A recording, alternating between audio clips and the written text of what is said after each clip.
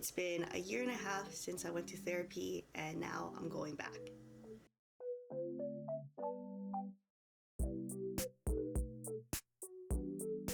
Hi, my name is Lena, and I'm a 30-year-old second generation middle child to my Vietnamese parents. Welcome to my channel. This is my second YouTube channel, honestly. I made a new channel to get away from the fear of the people that I know and I shared my first channel with, because this one is gonna get more real and a bit personal. So if you know me, you stumble across this new channel, feel free to watch, just don't tell me that you're watching so I can still have that confidence to post my real self. So before we go into why I'm going back or why did I stop, let's start from the very beginning and talk about how I got over the stigma of therapy to go the first time.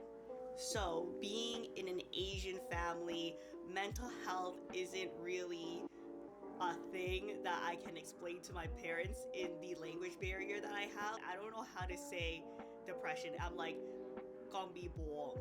That's it. And I'm like, I don't know if that conveys the same as I have depression, you know, or I have anxiety.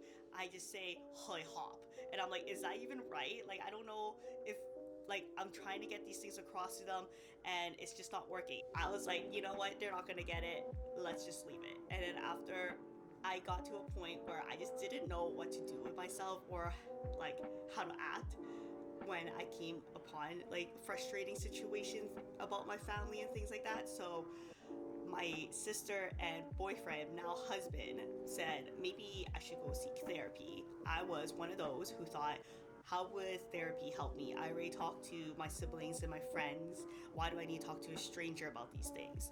And if I go, they need to be an Asian so they understand my Asian like household, my Asian life, my Asian struggles, right? And I was totally wrong. It was so helpful to go talk to somebody. And my therapist, a white woman, let's call her Laura. Laura, the sweetest white woman ever. Actually, it might have been better that she didn't understand my Asian household, because then when I explained it to her, I kind of sometimes, she pointed out, explain things and how passionate I am about our family dynamic and things like that, and how like this is a generational household. My grandma lives with us, my mom and dad. I don't know if you guys can tell, but I still live at home. I'm in my parents' basement. My husband and I live with my parents in their basement. So there is like a generational aspect to my life. I talked about everything from my family business expectation. My parents own a restaurant, and how the old-fashioned gender roles my parents kind of have brought us up in and like still kind of heavily hint at things, and the expectations I have for myself. Laura really helped me see things that wasn't basically woe is me, it's gonna be okay, you are fine. And I thought that was so helpful. So I say it was a big leap to be from, I don't want to go to therapy, I don't know how therapy is going to help me, I don't want people telling me what to do because I'm not going to do it, it's not going to be realistic, to like, oh my god, therapy was great. Let's talk about some of the biggest takeaways I had from my first experience with therapy. So one of them was that just because I'm the best at it doesn't mean I'm the only one that can do it. Bruh, I don't know why I feel like everything is my job. I have to do everything. I cannot delegate tasks. I like had problems with that. But then you know what? It's true. Just because I'm the best at it, maybe I'm the fastest, maybe it'll look the nicest, maybe like it's just be, you know, it's just good when I do it. Doesn't mean someone else can't do it. They could do it. It just might be slower, you know? It might just not be the most effective way to do it, but they can still do it. The job is done. You are fine. Everybody is fine. Another thing is that people don't want you to feel guilty. Guilt is something that you put on yourself. If my mom asked me to do something and I'm like, oh my gosh, she's guilt tripping me into doing this, blah blah blah. Some people might want make you feel that negative, but just because I don't want to do it and I don't know how to say no doesn't mean my mom is guilting me into doing something, you know? So I just gotta come to that realization and remember that it's okay to say no. They don't want you to do things you don't want to do. These are nice people. These are your family members. These are your friends, you know? So you are are fine to say no if you need to. Stop letting it eat you away. So that's something I had to work on. Another thing that she pointed out that I like did not realize until like somebody outside looking in told me was that I am an adult, but I have childlike fears. So doing things for my parents, being like they are first generation, I'm second generation, you know those memes where it's just like me as a 12-year-old doing my parents' government work. That was us. You know, that was me and my siblings. Like not at the age of retirement, but here I am filling out my parents' retirement paper, right? So I'm doing these things like an adult, but then I'll also have the fear of like coming home late and my parents getting mad at me, being scared to ask my parents. It's just like I just had these child-like fears, like I was gonna get in trouble when I'm also doing their adult work. So I was conflicted. Like I was like having that struggle of like, I'm an adult, I do all these things for them, and then here I am being scared of them, right? And things like that. It's just like looking at it at a different way, really. Yeah, biggest takeaway was that just because I'm the best at it doesn't mean I'm the only one that can do it. That they don't want me to feel guilty. That's something that I feel myself. And also like being aware of these childlike fears and trying to calm them down. So if therapy was so good, why did I stop going? How did that happen? So 2 factors that I recall in my journal of reasons why I stopped going to therapy was that I couldn't think of things that I was like, oh my God, I can't wait to ask Laura about this, or I can't wait to tell her about this, or what would she have to say about this? Like I just had not much to talk to her about, because not that things were like really good, but I just knew what to do with the coping mechanism and like the mindset that she taught me to do. Things weren't like, you know, as stressful because I knew how to handle it better.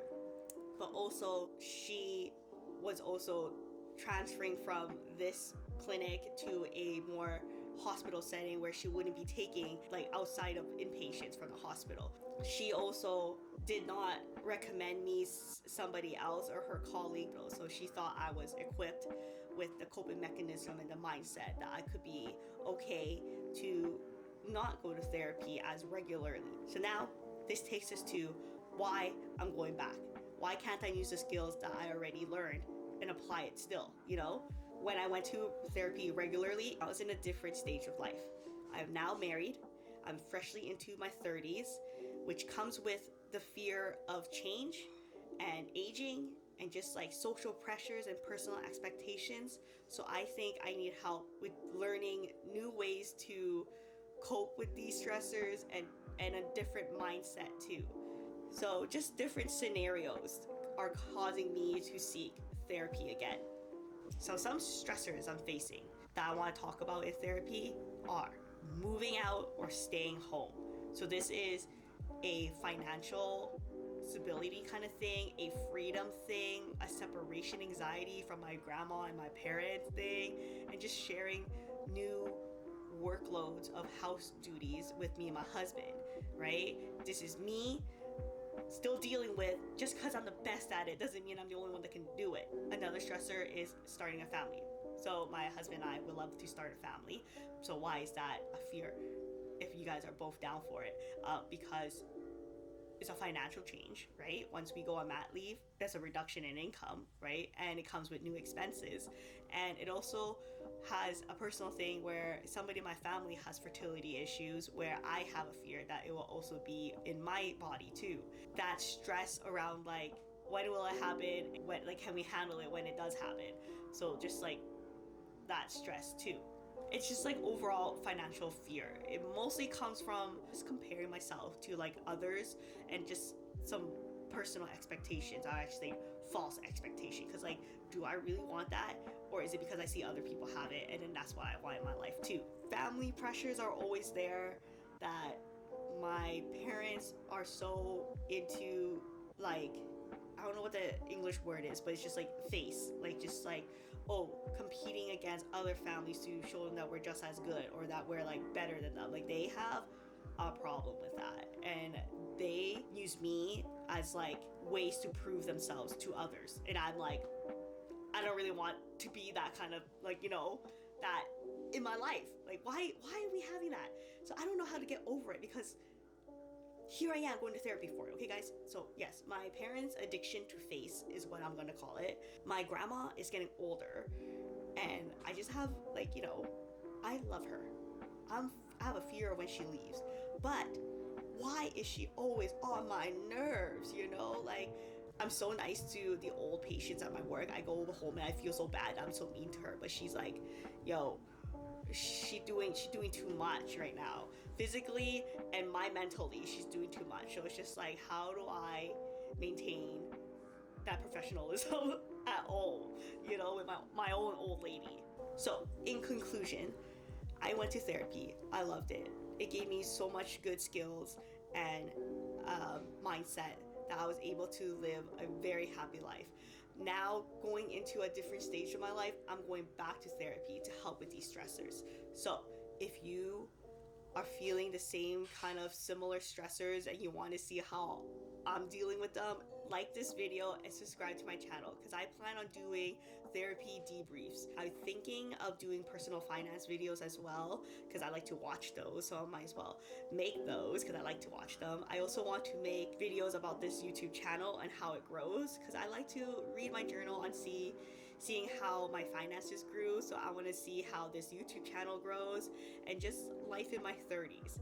With that being said, please like and subscribe to this channel. I hope you guys enjoyed this video. I hope it encouraged some of you to look into therapy, or if you just want to follow me on my therapy journey, please like and subscribe, and I'll see you guys in the next video.